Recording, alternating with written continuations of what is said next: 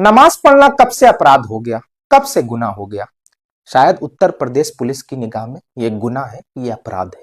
मैं आपको बताता हूं, बरेली के मोहम्मदगंज गांव में कुछ मुसलमानों ने घर में जुमे की नमाज पढ़ ली। पुलिस ने 12 लोगों को हिरासत में ले लिया।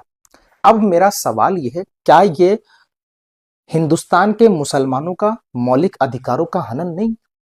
क्या ये अनुच्छेद 25 के खिलाफ नहीं है? क्या आर्टिकल 25 के खिलाफ ये सारी चीजें नहीं हो रही है?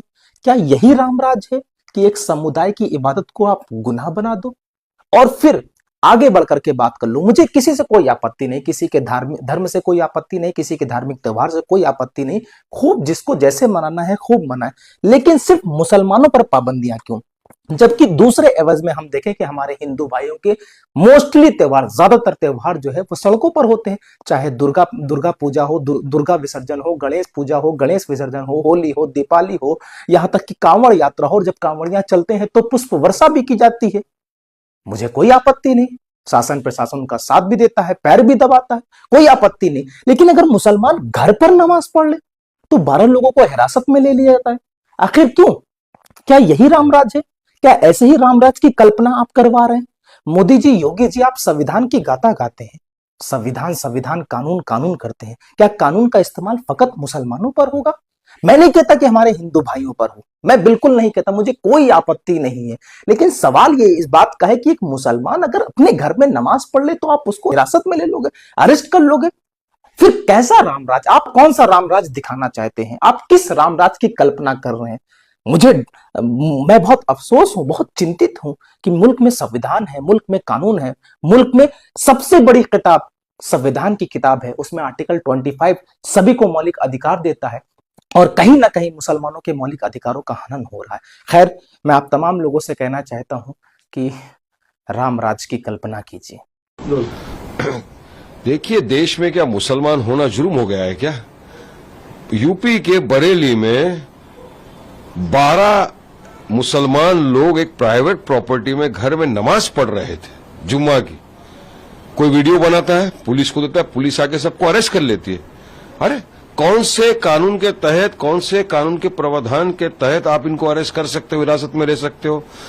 संविधान का आर्टिकल 25 इजाजत देता है राइट टू प्रैक्टिस रिलीजन का, और कोई नमाज पढ़ रहे थे, हाँ, किसी को तकलीफ नहीं दे रहे थे, किसी को डिस्टर्ब किए बिना अगर कोई नमाज पढ़ रहा है तो इतनी नफरत आप फैला दोगे? अरे हमारे हिंदू भाई अपने घर के अंदर प्रार्थना करते, सब करते, कभी कोई वीडियो बना के डालता नहीं, कोई आपत्ति नहीं उठाता ना किसी पर भी। तो इस तरह से आप ये नफरत का मुजाहरा जाहिर कर रहे हो कि आप बस 12 लोग को अरेस्ट कर लोगे? कानून, कायदा, संविधान सबका तुमने खात्मा कर दिया। तो हम तो चाहेंगे कि यूपी की सरकार इस बात का संज्ञान ले, जिसने भी अरेस्ट किया है क्या, किस बुनियाद पे किया है, क्या बेसिस पे किया है, क्या लॉ एंड ऑर्डर का कोई वहां का उल्लंघन हो रहा था, क्या किसी को डिस्टर्ब हो रहा था वहां पर? हाँ? खाली नमाज पढ़ने में तो क्या मुसलमान नमाज भी ना पढ़े क्या? रस्ते पे तो नमाज नहीं पढ़ सकते, रस्ते में मुसलमान नमाज पढ़ता है, लात मारते हो आप, पढ़ने की इजाजत नहीं है। उसके बाद अगर एक प्राइवेट प्रॉपर्टी घर के अंदर नमाज पढ़ रहा है, वहां भी अलाउड नहीं है। तो ये तो सरासर संवैधानिक जो हमारे को अधिकार मिला उसका उल्लंघन है। तो इस तरह से देश चलेगा तो डेमोक्रेसी का कत्ल हो रहा है, संविधान का कत्ल हो रहा है, सेक्युलरिज्म का कत्ल हो रहा है। हर इंसान को अपना अपना रिलीजन प्रैक्टिस करने का अधिकार है। जिस तरह हमारे हिंदू भाई अपने घरों के अंदर प्रार्थना करते हैं, पूजा करते हैं, इसी तरह हमको भी अधिकार है कि हमारे घरों के अंदर नमाज पढ़े। लेकिन इतनी नफरत जो बीजेपी ने फैला दी है ना, उसका नतीजा देखने को मिल रहा है। हम तो चाहेंगे कि जो भी ऑफिसर है, यूपी की सरकार जो है, सख्त कार्रवाई करे ऐसी चीजों के ऊपर।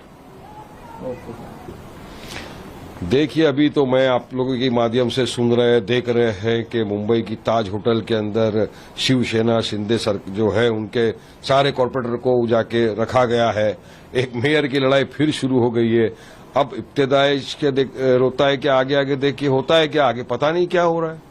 इनको तो आदत है यहां से वहां मारने की, जम को इधर मार रहा है, जम, ये सब इक्तेदार के लिए, सत्ता की कुर्सी के लिए कुछ भी ये कर डालेंगे। अब देखिए इसका नतीजा है, सबको होटलों में बंद कर दिया। क्यों बंद कर दिया भाई? क्या हो रहा है वाला है, क्या हो रहा है पता चलेगा 1-2 दिन के अंदर। देखिए सब फिंगर्स क्रॉस क्या होता है, सब देखेंगे।